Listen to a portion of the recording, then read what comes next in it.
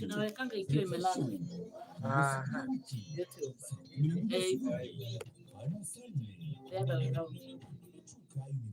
Imelokiwa. Ikiwa inaenda live iweze enda hivi. Imelokiwa nani?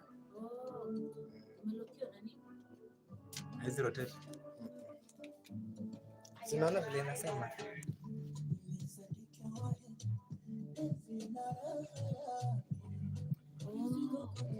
So ikienda hivyo ndio itaenda live. Sawa. Acha tu share. Unaweza share the link.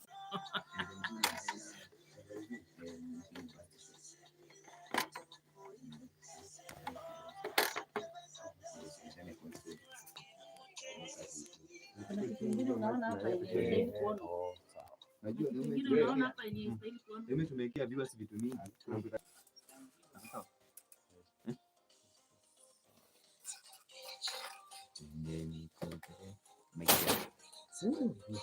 Ring light. Oops, itaanguka tukiwa live. Kama tuwekelee kitu. Na hii pia.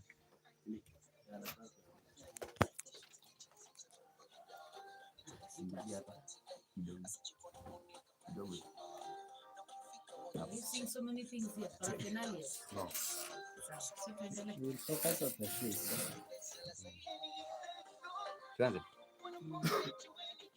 Sasa.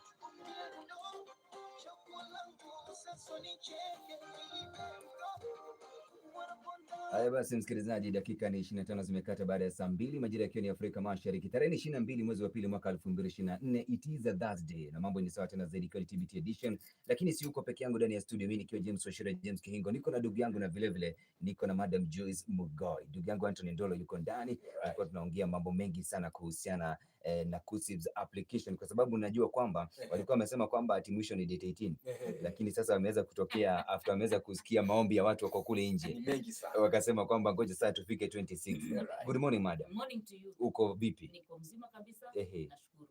Pia sisi tuko salama na tumeshukuru Mwenyezi Mungu. Madam Joyce Mugoi, kuna watu ambao wameingia kule kwa KUCCPS website ile poto yao, lakini wanajaribu kutafuta diploma courses kule kwa university, wanashindwa watafanya vipi? Kwani hazipo ama zipo? Diploma courses ziko.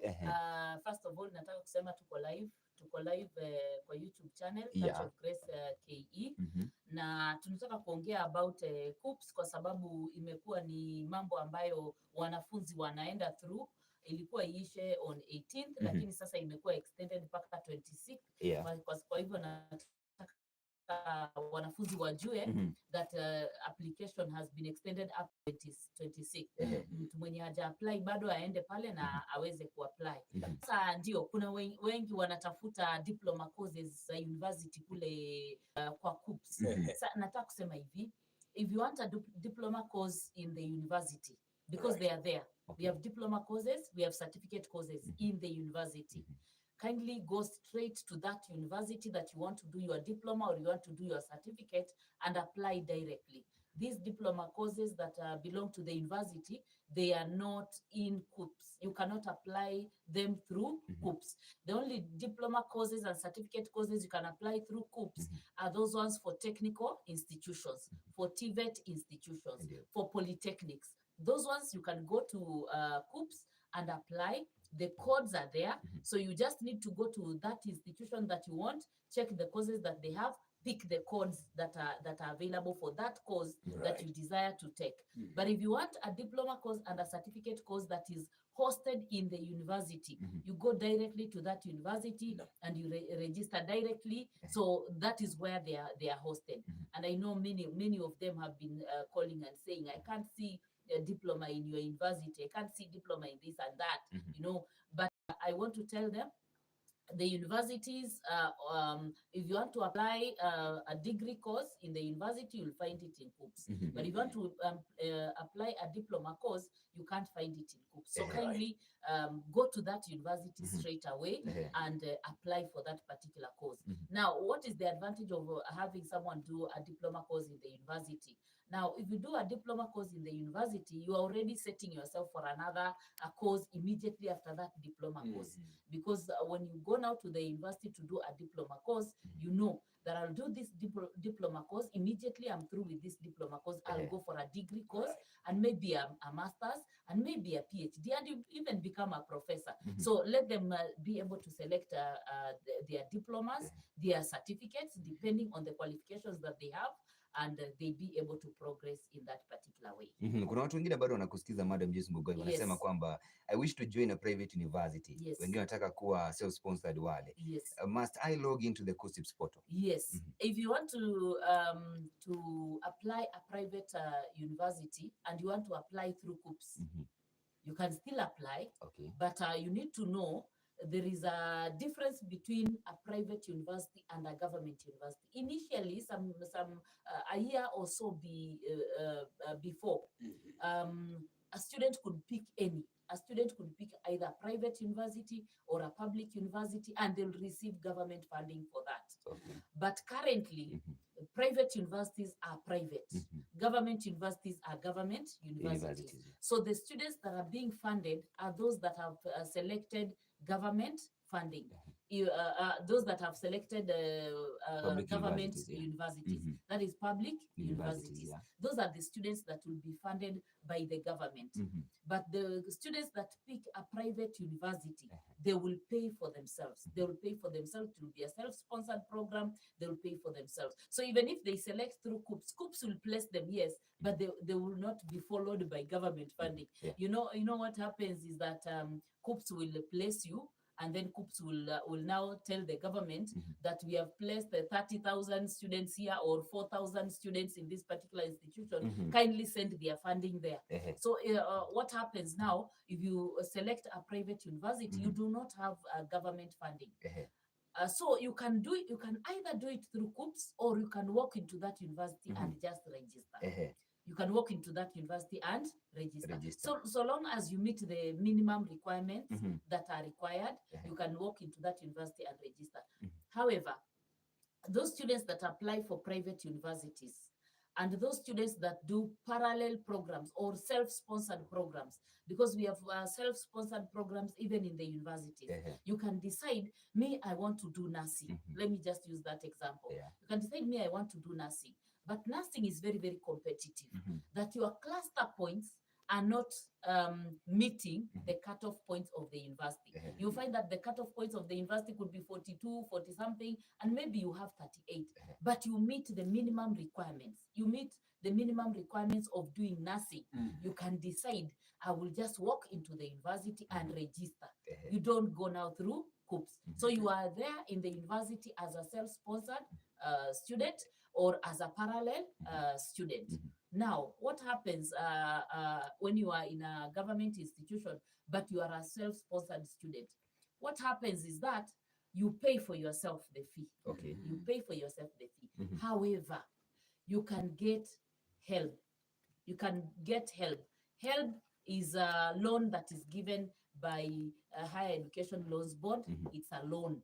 And when I'm saying it's a loan, it is a loan. Meaning you will pay. You will pay later. You will pay later. So if as a self-sponsored student, as a parallel student, you will not get government funding, but you will get help. If you apply for help, you will get, and help will give you some loan. They'll give you the first year, the second year, the third year, the fourth year, until you complete your studies. After you've completed your studies, you start paying that particular loan. You start paying that particular loan. So that is for self-sponsored students, for parallel students, either in the government universities or in the public universities or in the private universities. They can still get help, but they will not get a government funding. Now, if you are a government student, if you have been placed by the government, you've qualified in terms of what is required for your courses, you have qualified, and therefore you have applied through KUCCPS and you have been placed in a public university. What happens? Once you have been placed in the university, you apply for government funding and you apply for help. So help will give you some money, which will be loan also. It will be a loan. And also the government will also fund you, but you have to apply. You have to apply because they have been classified, as we have been saying, they have been classified into vulnerable, very needy, less needy. They have been categorized in that in that way. So you will find that you will get some amount of money from the government, and then you pay the balance. So that's basically about picking a private university and picking a government university. And actually, I've realized this, James and Kigogo, that there are students that are not aware of the private universities and public universities. So they are going into the KUCCPS portal and selecting any university that sounds very nice in their mouths, or a university that they have been desiring to go. Wana select, wanatulia pale. Unaona mtu ana select Kabarak, ana select Mount Kenya, because they are sounding nice and they look like that's where they want to go. But they need to know these are private universities. So every student should know which is a private university and which is a government university, which is a public university, which is a private university, so that they can know. For public universities, they'll be given government funding and they'll also be given help. For private universities, they may be given help, which is a loan, but they will not have government funding, so they'll pay for themselves. Basi msikilizaji, huyu ni Madam Joyce Mugoi ambaye anakuambia kuhusu the new government funding model ya universities. Hapa ni Chuka University, unaweza kuungana nasi kupitia nambari yetu ya SMS ambayo ni 0740233476, na vile vile tuko wazi, yani tuko live kule YouTube, Touch of Grace K. Ingia pale uweze kusubscribe na vile vile uweze kuwatch mambo jinsi ambavyo ipo. Madam Joyce Mugoi, yes, I did my KCSE exams in the year 2014. Yes. Do I still have a chance to apply for KUCCPS placement in the university? No, you cannot apply, especially online. You cannot apply online. Those are many years. 2014 is not 2014 is quite many years. Okay. So what they can do, they can visit the KUCCPS and they can be able to be helped, or they can be advised on what to do. Okay. But they cannot go into the KUCCPS online currently and apply, because that option is not there. The options that is there is 2023 and 2022 is there, and I think 2020 it is there. 2020, 2021, 2022 and 2023. But the other options are not there. So if someone wants to now be placed by KUCCPS, they need to visit KUCCPS offices and they need to find out what they can be able to do. However, this person can also do a degree course or a diploma course or whatever course they want by just walking into the university and actually registering themselves for whatever course that they want to do. So it is also possible. It's also possible. Last time, Madam Joyce Mugoi, I heard you say that watu wakuja na pesa ikiwa kwa simu. Yes. Which is the official pay bill number ya KUCCPS ile portal? Okay. Now, initially there was a pay bill given by KUCCPS, and actually it is there even online. When you Google it, you will be able to find it. But currently, the students are supposed to pay through eCitizen. That is to place money in the central place. You know, all government money is going to one account. Hiyo account lazima iko na pesa mingi sana. Hiyo account lazima iko na pesa mingi sana. Can you imagine every minute kuna pesa inaenda huko?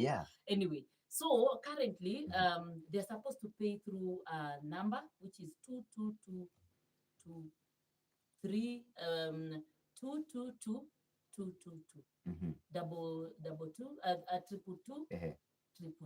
Okay, that is what they're supposed to do, to use 222 triple two two sita in simple terms. Kuna two sita hapo, they are supposed to nini. So I wanted to talk briefly about that application itself, the application process itself. Now, when you log into the portal, we have talked about logging into the portal. I've done very many videos about how you log into the portal, the KUCCPS portal. So let me not go into that one. So when now you are doing the application itself, when you are ready to apply, you click the tab application. You're already inside. You're already inside. You've selected your courses. You have checked. You have seen. I've qualified for this one, that one, and so on. You click apply. You click apply. Then when you click apply, there is the apply now. You click that apply now. then you continue. Now, before you click apply now, there is the dialog box that says application or revision. Right now it is application because this is the first time they are applying. They have never applied before. But after they have applied, they'll be placed. Once they have been placed, there will be some students that will not be placed. Then there will be a second revision. So that box will have apply or it will have revision. Okay. Then it will ask apply now. So you click the apply now. And then a form will appear. There'll be a form that will appear for you to be able to fill. Now, once that form appears, you enter the 7 characters, 7 characters of program codes. All right. There are codes that you're supposed to pick. In every program that you have decided to take, you pick a code. Every program you pick a code. This is the code you enter here. So you place the code of that particular course that you have selected, and it is 7 characters. Now you pick 1A, 1B, 1C, 2, 3, 4. Now 1A, 1B, 1C is one course. Yani ile course unapenda kabisa. Ile course iko kwa roho kabisa. Ile course utaki kuihata ama utaki uikose.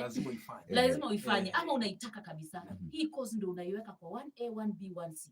But you can put it in different universities. Unaweza iweka 1A Chuka University, 1B maybe Tharaka University, 1C maybe Meru. You know, it's just an example. It's just an example. Nimesema zile zote ziko hapa around ndio mjue.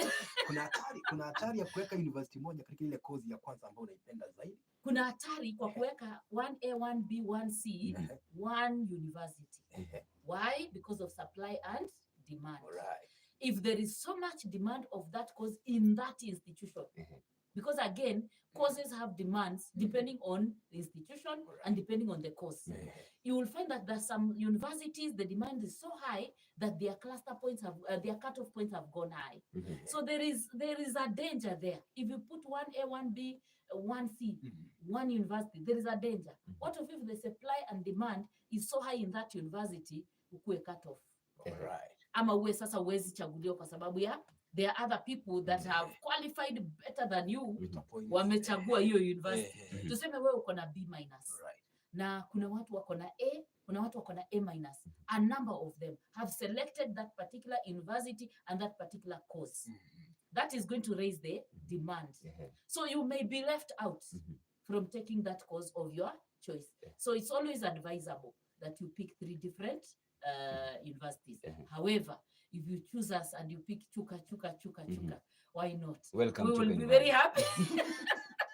We'll be very happy. But that is how it is supposed to be. So you pick the 7 characters there, character codes. You choose 1A, you choose 1B, you choose 1C. Same course, different universities. But if you're 100% sure you'll be selected in that university that you want, you can as well, you know, choose one university, but it's not advisable.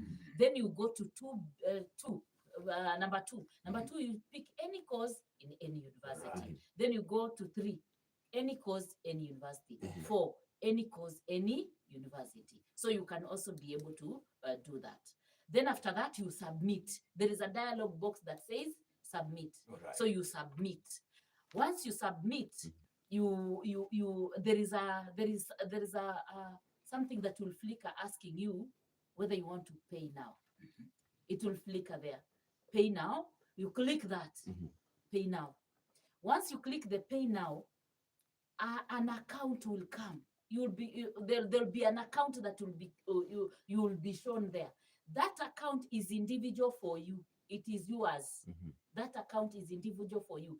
This account is the one now that you use as an account number when you use the pay bill. Unakumbuka ukitumia pay bill, unaweka pay bill, alafu ukishaweka pay bill, inakupeleka the next section which is account number.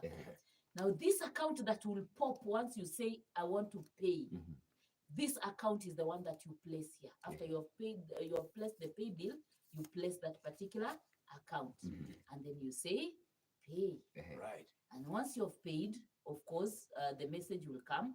I'm told a number of people, their messages are hanging, but as time goes on, they will be sorted out, because there are so many people doing the payments and applying. So because of that, there is a bit of delay. But that is generally the process that you're supposed to use. Kuna mwanafunzi ambaye akishaingia pale kwa portal na select courses tofauti alafu aziweke pale kwenye basket. Maana kuna pale ambapo unasema kwamba umeshaziweka pale kwenye basket. Wewe mwanafunzi asha apply ama bado hajafika pale? Actually kuna challenge kama hiyo. Kuna wanafunzi even in the previous years we've had students like some students saying, madam, I applied but I have not called. You ask them, how did you apply? Then they said, I picked all my courses and put them in the basket.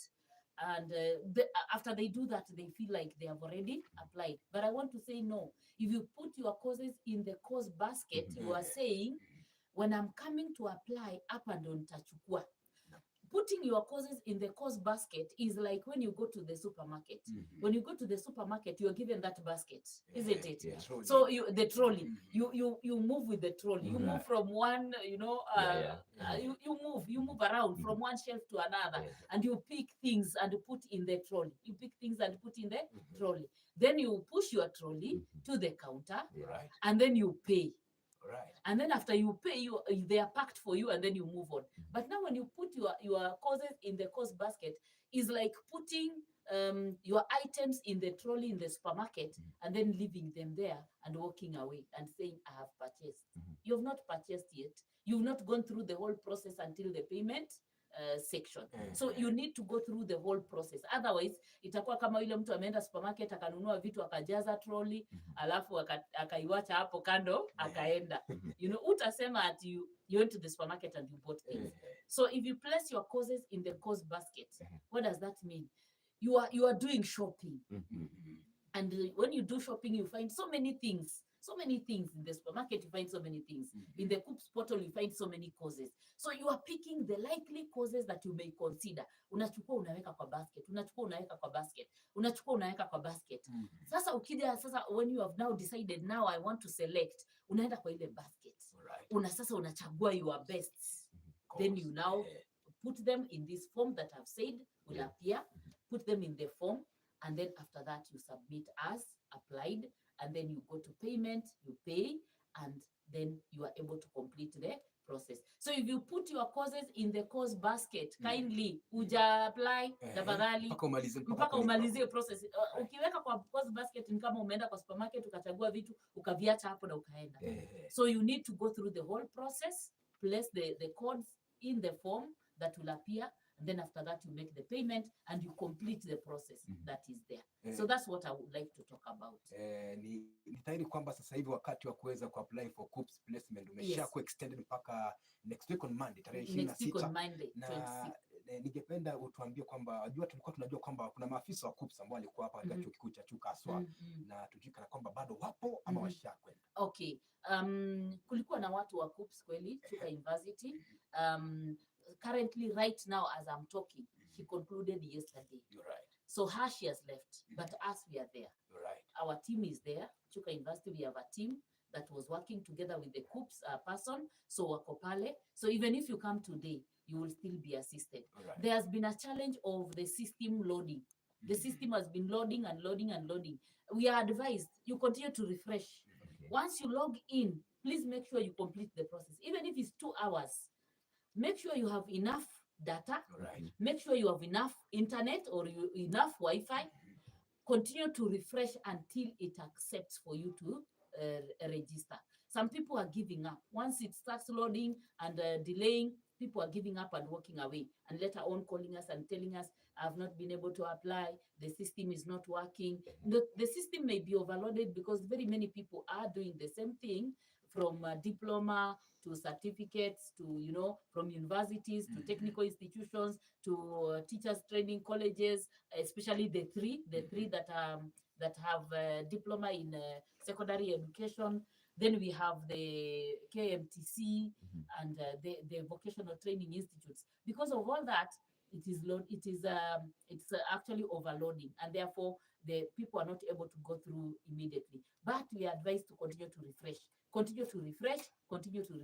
until it accepts for you to go to go through. Now, there is something that I want to talk about, even as we conclude, unless you have more questions. Now, once the students have selected, have applied, right now it's application up to 26. After that, there will be revision. Please check. If you applied, you need to check whether you need to revise. Because there will be people who will need to revise. Either they didn't select properly, either there was demand and supply, as I'm saying, demand and supply that pushes you away from the course that you really desired, or any other things that may have brought challenges. So there will be revision. There will be revision, probably the first revision and the second revision. This is the application, then the first revision, then the second revision. Now, let me say this. Once you have been now placed by the KUCCPS will place you, after this KUCCPS will place you in a certain university.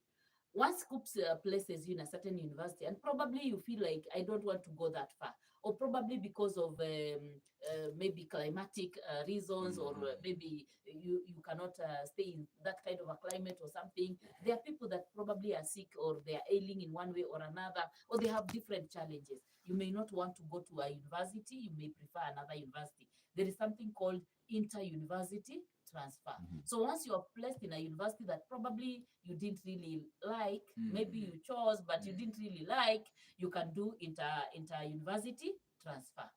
After you've done inter-university transfer, there is also something called inter-faculty transfer. And I like talking about this because it has helped a number of students. Inter-faculty transfer is when you come to KUCCPS. You come to KUCCPS, you're probably picked to do bachelor in entrepreneurship. Then when you come to KUCCPS, you say, wow, kumbe mnakuanga na media. Hello? Mnakuanga na media. Kumbe mnakuanga na media huku. Mimi sasa nataka kubadilisha from entrepreneurship to what? To media. You know, you can do inter-faculty transfer within 2 weeks. The window is open, so you can change from one course to another. So long as you qualify for that course. So there is also that opportunity. If you are picked in a university, also you can also be able to check which other course can you check that you probably qualify. Labda upesi tu Madam Joyce Mugoi, kwamba umezungumzia swala nzima la kuweza kuangalia iwapo ulichaguliwa during the first application, wakati ambapo una revise course yako pale. Sijui mwanafunzi atafuata njia gani aweze kujua kwamba nilichaguliwa, kwa hivyo sifai ku revise mara nyingine. Okay. Once they advertise for the second for the first revision, you just go into the portal and see whether you will be notified. You will be notified. Even those that have not been placed will also be notified. So you just go into the portal, you'll be able to see whether you've been placed or not. Sometimes they give you this message and tell you you've been picked in one of the universities that you selected. Once they tell you that, then you know you've already been picked somewhere. But maybe you will not know which university, and you will not know which course. But you'll be told that you have been picked in one of the universities. Once you don't see that, then you know that you need to revise. So there will be clear communication. So they really don't need to worry. Let students pick the courses they qualify for. If you don't qualify for a course, even with 0.001, tafadhali utachukuliwa. Because nimesikia so many students saying, my cluster points are 32. But the course that I've picked is 32.1. Si hiyo tu ni kama tu nimefikia. Hiyo 0.1, hiyo 0.1 will make you not to be picked in that course. So kindly students, don't pick courses that are higher in terms of cutoff points than your cluster points. Kwa sasa hivi kuna mfumo mpya wa ulipaji wa ada mbalimbali serikali ambao ni e-citizen. Wanafunzi wengi labda hawaelewi mfumo huu uko vipi, na wengi wamekuwa confused sana. Si wanafunzi tu, hata watu wazima hatuelewi vizuri. Sijui unazungumzia vipi mtandao huu mpya wa ulipaji wa ada serikali? Now, sometimes we tire ourselves and we really stress ourselves with things that don't need to really stress ourselves. This is the government decision that all government money should go into a central account. And then from the central account, the money will be shared into different institutions, different organizations that need that. So what they need to know is that they just pay into this central account that the government wants them to pay. Actually, there is no difference. Kama ulikuwa unalipa government services using this pay bill, sasa umeambia usilipe kutumia hii, lipa kutumia hii. Kwa nini tu struggle? Kwa hivyo hakuna hatari ya pesa zetu kupotea. Hakuna hatari hata kidogo. Hakuna hatari. This is what the government has decided they do. Let them do it. If they will find challenges along the way, they will revert and they will change the system. They will revert and they will change the system. After all, they are the government. Right. Sawa, asante sana. Dakika 53 zimekata. Maybe your parting shot. My parting shot is to the people that got D- and E. Okay. Kama ulipata D-, kama ulipata E, na najua saa hii labda hata ukunywi maji kwenu. Manake kila mtu anakuangalia na zile ulianguka ama ulifanya nini. You know, like that. Hata ukikula watu wanakuangalia kama unamaliza chakula. Ndio. If you got a D-, if you got an E, please don't get frustrated. Right. Please don't get frustrated. There are people that are successful and they did not manage academically. They probably were not able to manage. So if you got an E, if you got a D-, what you need to know is that zile answers ulipeana, they did not match with the questions, but you gave some answers. Right. So we are just encouraging them. There are some answers that they got there, they wrote there. It's unfortunate that these answers did not match with the questions, and therefore you ended up getting a D-, you ended up getting an E. But they are vocational courses, they are artisan courses. Enda hapo, excel. Unaweza shindwa na kusoma kwa class, lakini huwezi shindwa na kutengeneza gari. Unaweza shindwa na kusoma kwa class, lakini huwezi shindwa na kufanya plumbing. Unaweza shindwa kwa kusoma kwa class, lakini huwezi shindwa na kufanya electrical or becoming an electrician. So kindly, there is something that you can do. Unaweza shindwa na kufanya something in the class, but huwezi kushindwa ku raise chicken. Huwezi shindwa ku raise ng'ombe. Huwezi shindwa kurea ng'ombe, kurea, you know, animals. Huwezi shindwa kushikilia jembe na kulima tomatoes and danias and making money out of it. So don't sit at home and become miserable. Wengi wanauita mtihani wa maisha ule, ufai kushinda msikilizaji. Don't sit at home and become miserable. There is hope for you. There is something for you. Just get yourself encouraged that the answers you wrote did not match with the questions. So that's why you probably did not score well, but it is well. Yes.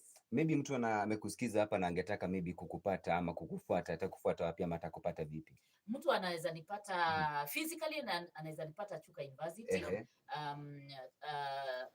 Kwa ofisi yetu ya Office of Career Services. That is our office. You can get me there physically. Otherwise, you can also watch some of the videos that I've done in Touch of Grace KE. You can also go to TikTok. Nimewafuata huko. Nimewafuata huko kwa sababu tuko huko pia. Nimewafuata huko kuwapatia information huko kwa sababu naona kuna wengi wamepotelea pale. So and actually, by the way, there are many students that have been asking questions through TikTok. I was surprised. I was really surprised. So hata ukienda huko, ukinitext nitakurespond. Asante sana. Touch of Grace KE. Yes. Anaitwa Madam Joyce Mgoi, msikilizaji. Asante sana, tumekuwa naye kuanzia ile mida saa 2:30 hadi sasa hivi saa 2:56 zimekata. Kwa hivyo ni kumaanisha saa 3. Na basi tuzamazama kidogo, tuanze kumkaribisha Kefa aje hapa tupashe habari kwa lugha ya Kiswahili. Nite James Washira, James Kehingo. Kigogo Antonolo kama kawaida. Zile kukaa ndani ya mitambo tutakuwa na hapa kwenye risali na mwisho risali moto kama pasi. Usikae mbali na lako.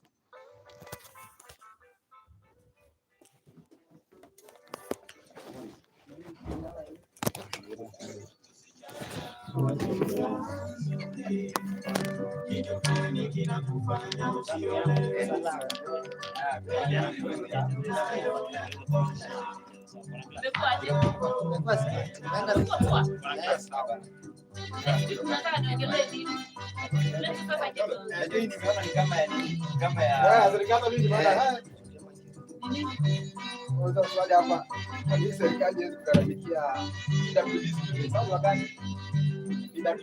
They do. So wanagaramikia.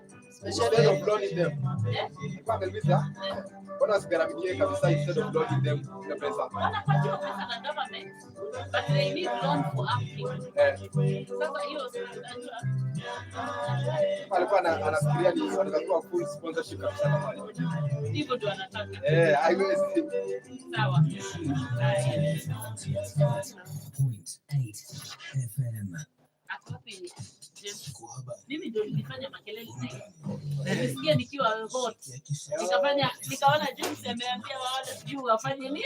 Hapana, alifikiria kuna mtu alikuwa hapo. University Sacco Board of Directors wishes to invite all members to the 13th annual general meeting that will take place on the 23rd of February, year 2024 at the University Pavilion Grounds, starting from 9 a.m. The Board of Directors also extends their gratitude to all members for their continued support and cooperation. University Sacco, delivering our promise.